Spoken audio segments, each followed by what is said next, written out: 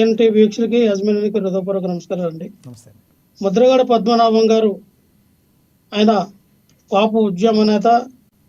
ఆయన ఎన్నో మరి కాపులకి 5% రిజర్వేషన్ రావాలని చాలా ఉద్యమాలు చేశారు. భారీ ఎత్తున మనం చూసాం.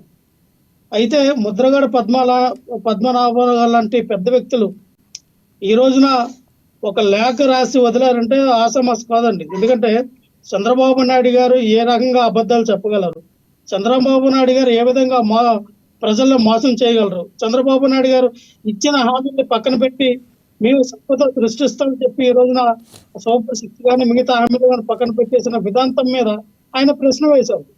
మీరు అనేది ఏంటి, మీరు చేస్తున్నది ఏంటి? అమాయకులైనటువంటి వ్యక్తుల్ని అరెస్ట్ చేసి ఈ రోజున జైల్లో పెడతా ఉన్నారు. దీనికైనా మీరు అధికారంలోకి వచ్చింది రెడ్ బుక్ అని పేరు చెప్పి ఈ రోజున మీకు ఇష్ట రాజ్యంగా పోలీసు వ్యవస్థని అడ్డం పెట్టుకొని అమాయక జనాల్ని, అమాయక ప్రజల్ని, అలాగే వైఎస్ఆర్ పార్టీకి సపోర్ట్ చేసే సింపథైజర్ని, కార్యకర్తల్ని, నాయకుల్ని మీరు ఇబ్బంది పడితే వాళ్ళని అరెస్ట్ చేయడం ఎంతవరకు సబబు అని ఆయన ప్రశ్నించడం జరిగింది. అంటే ఏమైనా సూపర్ సిక్స్ అన్నారు కదా, ఇంతవరకు మీరు ఎందుకు అమలు చేయాలా? మీరు వచ్చి 6 నెలలు అవుతా ఉంది. అంటే మీరు వచ్చిన 6 నెలల్లో 6 హామీలు ఏమైనాయి? ఎందుకు మీరు అమలు చేయలేకపోతూ ఉన్నారు? ఈ రోజున జగన్మోహన్ రెడ్డి గారు అటువంటి హామీలు ఇచ్చుంటే జగన్మోహన్ రెడ్డి గారు అధికారంలోకి వచ్చింది కదా. జగన్మోహన్ రెడ్డి గారు కూడా ఆయన నెరవేర్చలేని హామీలు లక్ష్మణరావు గారు ఒక క్వశ్చన్, మీరు వచ్చి 6 నెలలు అయింది, మీరు ఇచ్చిన 6 హామీలు ఏమని అంటే నెలకొక హామీని నెరవేర్చాలా? ఇది సాధ్యమేనా? ఖచ్చితంగా అండి. మేము వచ్చిన 6 నెలల్లో 6 హామీలు నెరవేర్చేస్తామని చెప్పారు వాళ్ళు. వినండి లక్ష్మీనాథ్ గారు, చెప్పండి. మేము అధికారంలోకి రాగానే 8 నెలల టైంలో మేము చెప్పినటువంటి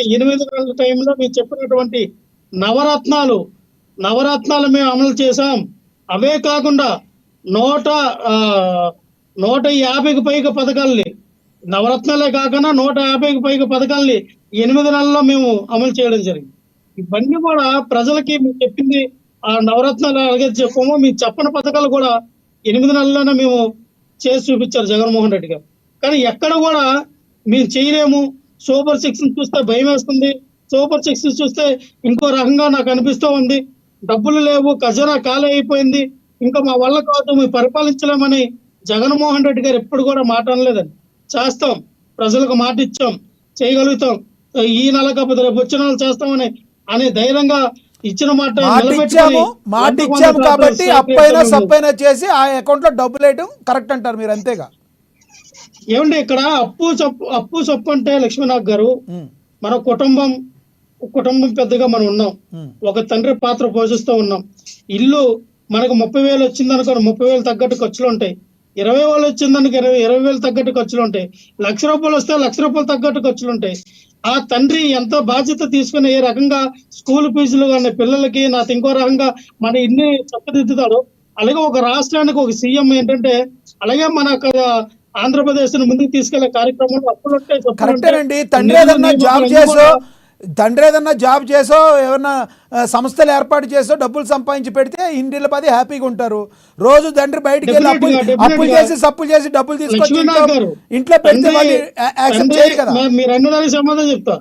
తండ్రి ఈ రోజున జాబ్ చేసినట్టు మీరు జాబ్ చేశారన్నారు కదా, అలాగే సంపద సృష్టించే జగన్మోహన్ రెడ్డి గారు చాలా వరకు కూడా రాష్ట్రాన్ని అభివృద్ధి పదంలో తీసుకెళ్లారు.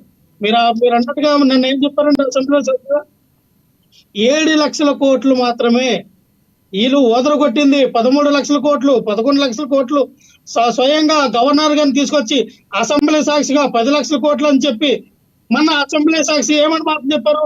7 లక్షల కోట్లు మాత్రం అప్పులు చేశారని. కేంద్ర ప్రభుత్వం ఏం చెప్పిందండి? జగన్మోహన్ రెడ్డి గారు వచ్చిన తర్వాత ఈ 5 నెలల్లో 1,75,000 కోట్లు మాత్రమే అప్పు చేశారు. క్రిస్టల్ క్లియర్ గా వాళ్ళు ఇచ్చినటువంటి లెక్కలు. ఇది సమాధానం చెప్పండి. మీరేదో గాలి కబుర్లు చెప్పి జగన్మోహన్ రెడ్డి ఇన్ని లక్షల కోట్లు అప్పు చేశారని ప్రజల్లోకి తప్పుడు ప్రోపగండా తీసుకెళ్లి చాలా సక్సెస్ అయ్యారు అందరూ.